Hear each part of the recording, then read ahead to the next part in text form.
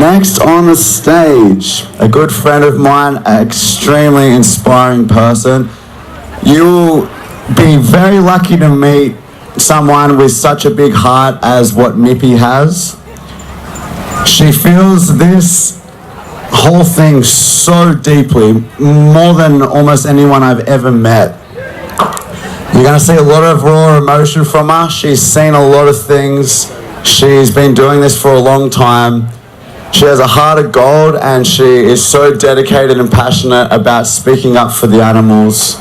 She's an activist that we can all learn so much from, and a personal friend of mine who I've stood alongside many times. So, when not breaking the law, Mippy is doing vegan outreach to open the hearts and minds of the people around the world. Let's give a huge round of applause for Mippy Valentine.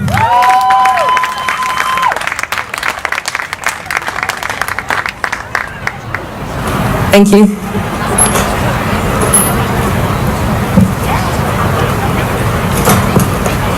Hello, how are we all? Okay, I'd like to let you know who I am and how I became the person I am today. So my name is Mippy. I'm not going to try and bore you with my life story, but I'm going to let you know some I feel is important factors about me. When I was born an animal lover.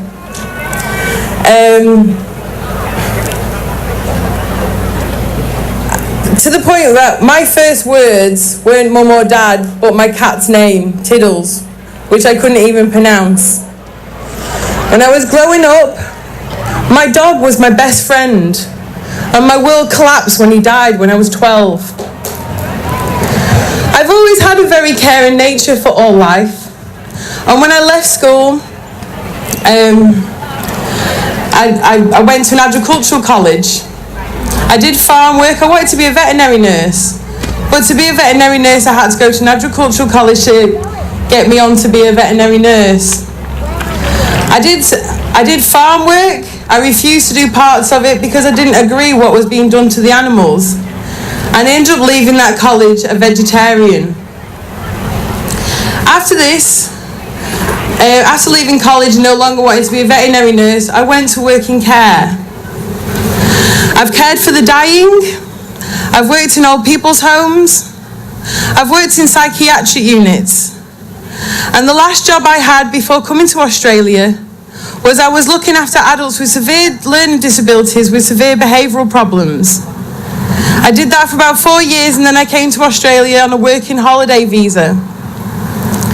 I knew I wanted to travel this country for 2 years, so I wanted to get my second year working holiday visa, and to get that second year working holiday visa, I had to do agricultural work or fruit picking.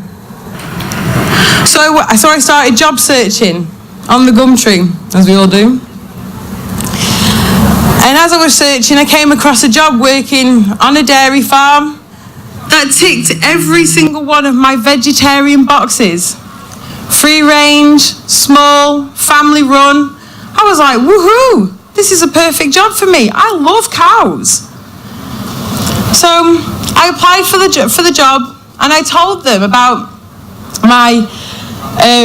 about going to an agricultural college. I've got an animal welfare degree in farming, and I love animals. And so I got called called in for an interview. So I took the 4-hour trip to Colac from Melbourne to an interview. I got picked up at the train station by a lady named Kerry. She was lovely, and she picked me up and she took me to the farm that was out in the nowhere, rural, to this dairy farm. I met the manager named Graham. He was a really nice guy. My first impressions with him, he's nice. He made me laugh. They interviewed me, and then they made me aware. If I wanted to work on this dairy farm, I'd be living on my own with this man, the manager of this dairy farm. So I agreed. I was like, yeah, of course I will. I said, cool, free rent, looking after animals, this is my element, and I'm going to get my second year working holiday visa for Australia. So I was going to start in a month. Before I started working there, I got told about this place in Colac, a palace for art people and free thinkers. And I was like, okay, I'll find that place while I'm there. My first day working on that dairy farm, I remember wanting to make him proud. And having such a caring nature and what I've learnt in care, I remember the cows coming in to be milked. And I remember wanting to show him and how I make him proud of that I'm going to do a good job at this. I started putting on the milk machines. We got halfway through the cows, and there was 109 cows there. We got halfway through, and I remember him standing back, and he folded his arms to watch. And I said hello to this cow, and I was like, hello, I'm just going to put you this milk machine on your udders. And I put it on, and I stood back, looked at him, and he went, I looked at him, and was like, why is he staring at me? And he went, that cow usually kicks. And I went, oh, maybe she just likes me. And he went, nah, cows are stupid. And I thought, that was a bit odd. Why would you think that about these animals? So I carried on. And as I was working, I noticed things about these cows. Cows I'd never noticed before, because I'd never worked on a dairy farm. Their nipples were cracked. We don't clean their nipples before we milk them. The sheer amount of feces that goes in the milk production is quite alarming. I've also seen blood go in the milk production. Cows that were coming in to be milked, like, how many times have we driven past a field full of cows and they're all huddled around one tree and it's a 40-degree day and they're trying so hard to get shade? They had sores on the inside their legs. When they're walking, they're like this, and their teeth were obviously sore and they were cracked. It wasn't long before, I was like maybe the second, third shift before I started to see abuse towards these animals. Graham had his favourite. It was like a plastic rubber pole. It was about this big and about this thick. And when you did this, you heard it shh, shh, shh. And I remember thinking, what's he doing with that?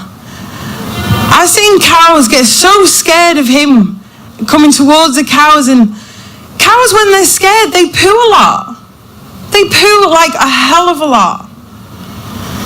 And I remember he'd go up to these cows and he'd go to hit them, and these cows were desperately trying to get away, and their brains were trying to get them away faster than their legs could take them, and they'd fall over. And every day he was drilling into me, cows are stupid, they can't think, they don't feel pain. 20 cows can be milked, and if 20 cows can be milked, 20 cows are going to fit in there because he doesn't want to pay an extra mouth to be fed for the next one. Every single member of staff that work there, I've seen it as common practice where their bones stick in, where they stick the pole into their hips to drag them in to make them move. Every single one of these females were pregnant.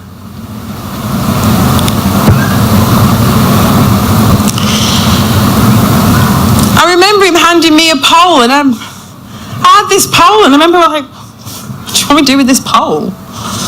And I stood there and I'm trying to get the cows to go in the milking shed, but the cows didn't want to go in the milking shed because they were scared of him. I could stand there and I'd be tapping him on the bum going, come on, you got to go in.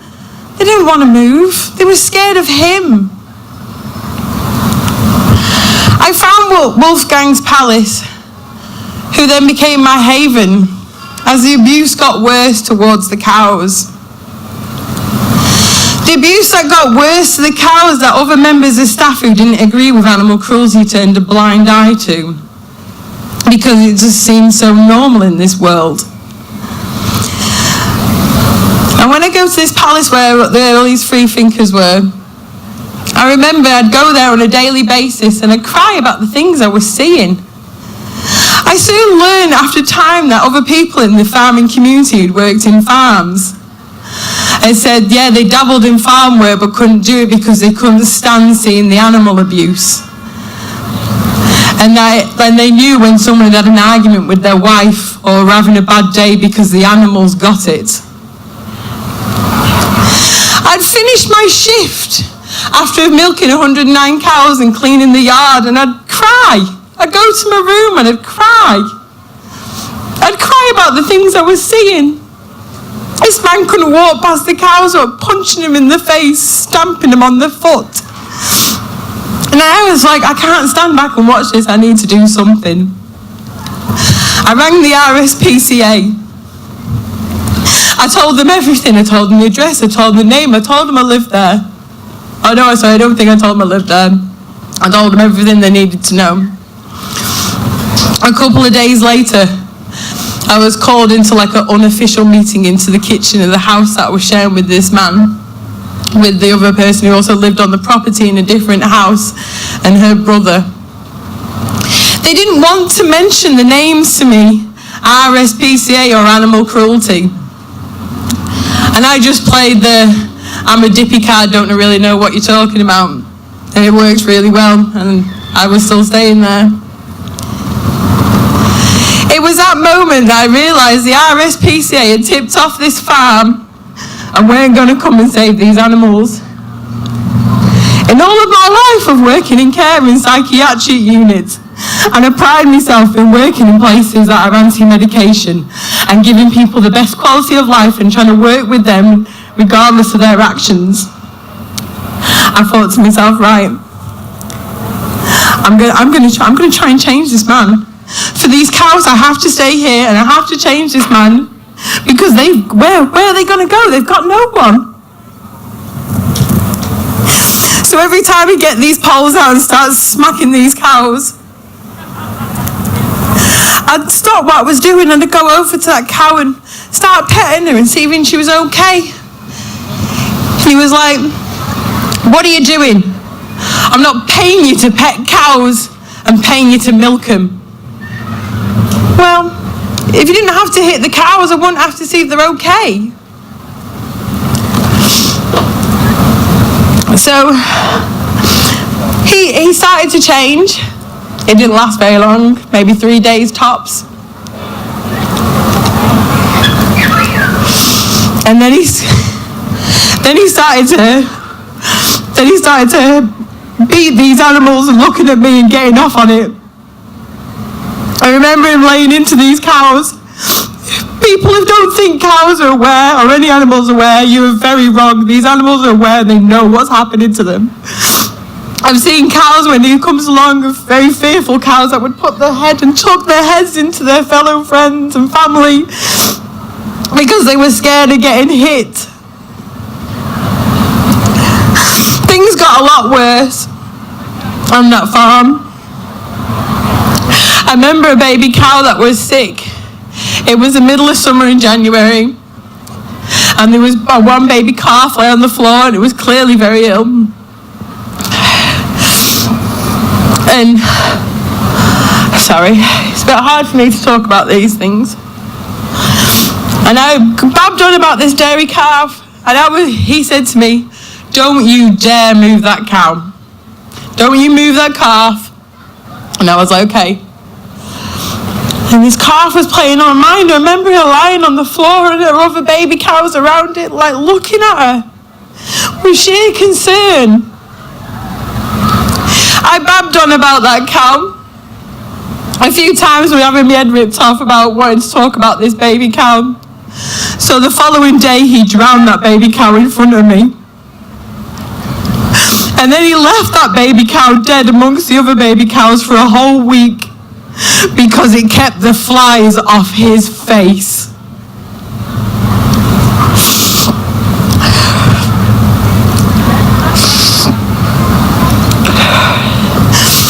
I won't go in now of what happened, of more abuse, because everyone knows that animal cruelty is wrong. But my last 2 shifts on that dairy farm were some of the worst before I was fired for trying to stop animal cruelty. Graham had enough of working with me because I was that person who was petting the cows. I even started to name them. I was giving them their individuality of what they deserved. Graham decided he didn't want to work with me and he got Kerry's brother in to work with me. And it was the first time I ever lashed back out at what I was seeing.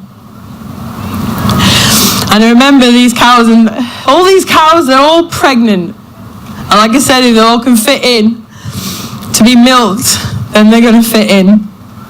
And I remember the 20th cow couldn't fit in. So the pole was rammed into her hip and she couldn't fit in. So he started laying into her. And she tried to squeeze herself in so much that she actually fell over the bar because she couldn't fit in. Because she couldn't fit, his anger and rage came out. And as this pregnant mother lay on the floor, he got the sticks and started whacking her. I picked up a pole and I walked over to her and I said, if you touch that cow one more time, I am going to wrap this pole right round your head. He dropped the pole, and after that he wouldn't even look at me. He wouldn't look at me for the rest of the shift, but he didn't touch another cow. The next day was my last shift. There was one of the dairy cows that had ran away from the farmer to get away from him because she was scared. She ripped her udders open on barbed wire fencing. And then when she was being milked, all I could see, all the 20 cows in front of me, she was in the middle. It was hurting her to be milked.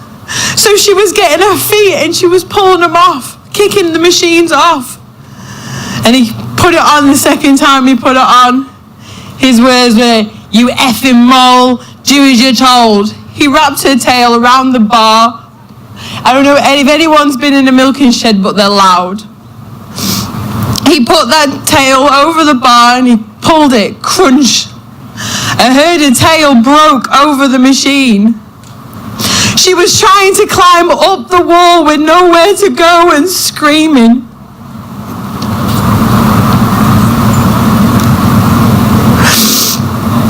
She knocked the machine off again. And I said to him, he broke her tail again, and then I stood there and I went, if you don't let that cow's tail go in a minute, I'm going to ring the vet to see if that cow is all right. He stood there and went, who do you think you are? I've been doing this job for 40 odd years and you think you can come into my home and tell me how to do my job? And I stood there and I didn't say anything, and I just knew I didn't want him to hurt that cow anymore. With that, I was fired.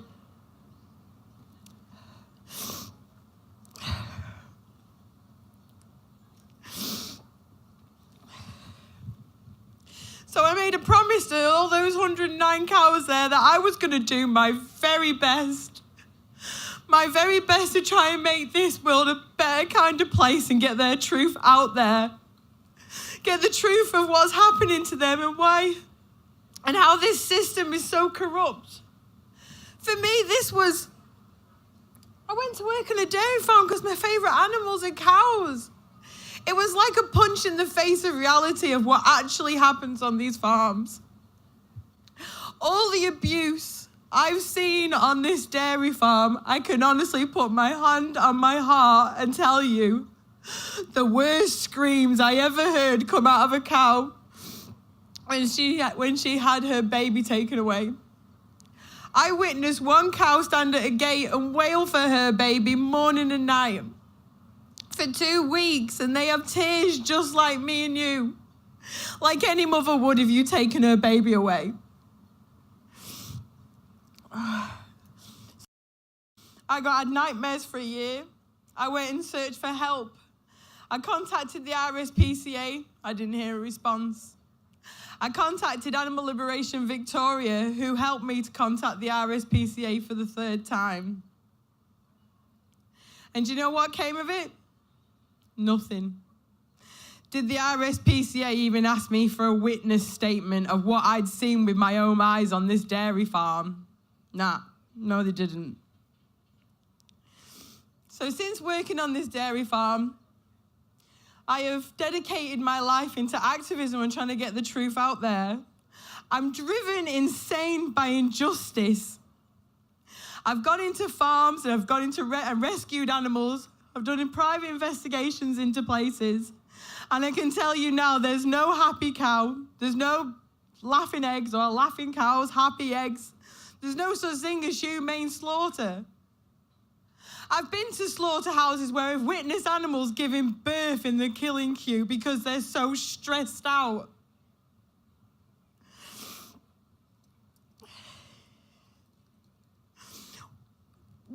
We have no time to lose. I have seen so much, and people need to realise that these animals are on this planet with us. They can't go getting off and get on planet B. Animals weren't put on this planet for us to use and abuse them for our own entertainment, our own greed, or any other shape or form. Being vegan is no longer enough. You're not doing any animal a favour by not paying their hitman. If you want to do an animal a favour, you have to get active. There are only 1% of vegans that are activists, and it's the fastest growing social justice movement this planet has ever seen. If there's jobs for everybody, you don't have to go out to farms, you don't have to go to slaughterhouses, but there are jobs for everyone, and the animals need you to get active.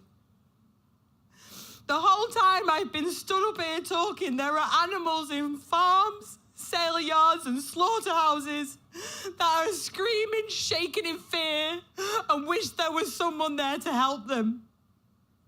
And they're only there because people aren't standing up and saying, hey, this is going on. Because I'm the first person to put my hands up and tell you I've eaten a farm. I have eaten a farm, and sadly I have. But I didn't know any better. And people don't know any better. These animals aren't voiceless. They have their own language. We just don't speak their language, but we need to use our voice to tell our kind about the truth. And these animals really need us. And I'm begging every single one of you, you need to get active. These farming communities, like, it is embedded into them. Even when we went to an agricultural college, I remember when one of my friend's horses escaped. Her response was, when I got my horse back, I punched it in the face because I need to show it who's boss.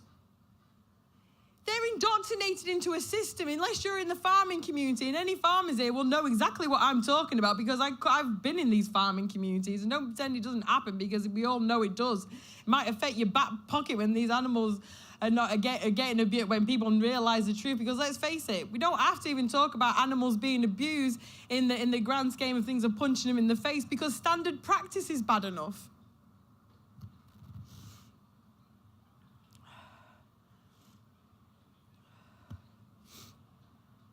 I just want everyone to get active, please. For the animals, like I said, we are their biggest threat, but only hope. And if you want to help animals, you have to get active. That's all I say.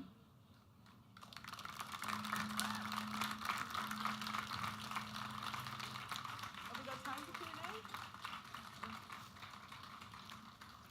Q&A? We're going to do Q&A for anyone who wants to ask me a question.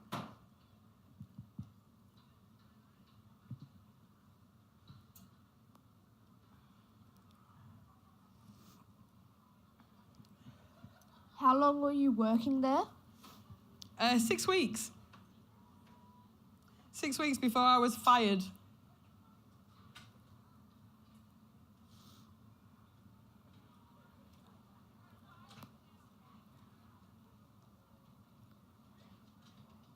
What's the best way to get involved if you don't know how to go about it?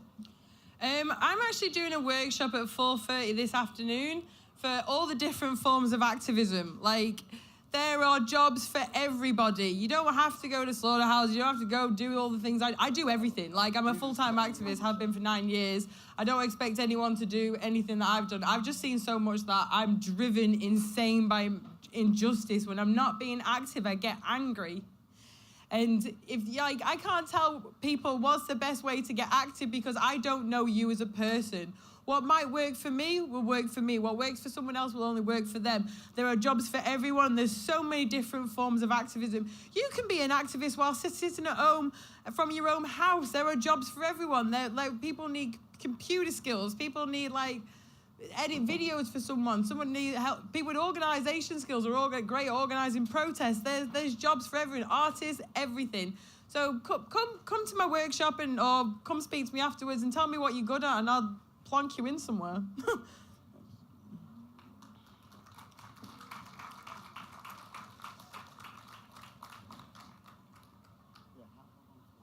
Any other questions, anybody? Any other questions, comments? Anything you'd like to share? How did you get the nickname Mippy Moo? I call myself Mooing Mippy because I want to moo because this is what sent me on my journey to become an animal rights activist. And that is, I'm mooing Mippy because I want to the moose for the cows. I want to get the truth out there about what these animals are going through. And cows are my favourite animal, and that's why I went to work on that dairy farm. So mooing Mippy because I want their voices to be heard. For all 109 cows that I made that promise to, that I was going to promise my very best that I was going to make their lives very better. I'm 9 years on and my promise still stands as strong as the day I made it. Sadly, all those animals have probably been killed now. And the sad part about these dairy cows being killed is, I don't know if anyone here is aware, but 80% of ex-dairy cows that go to slaughter in this country are pregnant. And we do that so we can make that little bit of extra money off their unborn baby that lies in their stomach.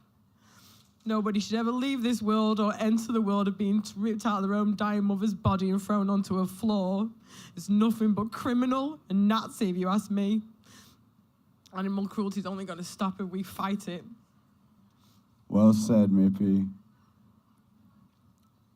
Anybody else got any questions or comments? Please make some noise if you were moved by Mippy today. Thank you. Thank you so much, Mippy. We're also grateful for all the tireless efforts you put in. Great job.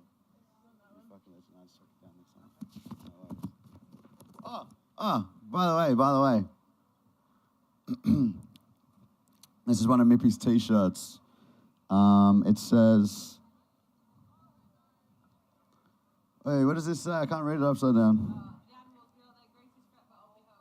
The animals, we are their greatest threat, but only hope. Really great shirt. Mippy's selling them just over there, a few stalls down. So if you want to support Mippy and her passionate activism, then buying a shirt would be the way to do it. She also has a Patreon, right? Yeah. She also has a Patreon. You donate $1 or a few dollars a month to Mippy, and let's say everyone here donated $2. That goes a long way, to help somebody like Mippy. And she does all this just out of the goodness of her heart. So, something to consider as well.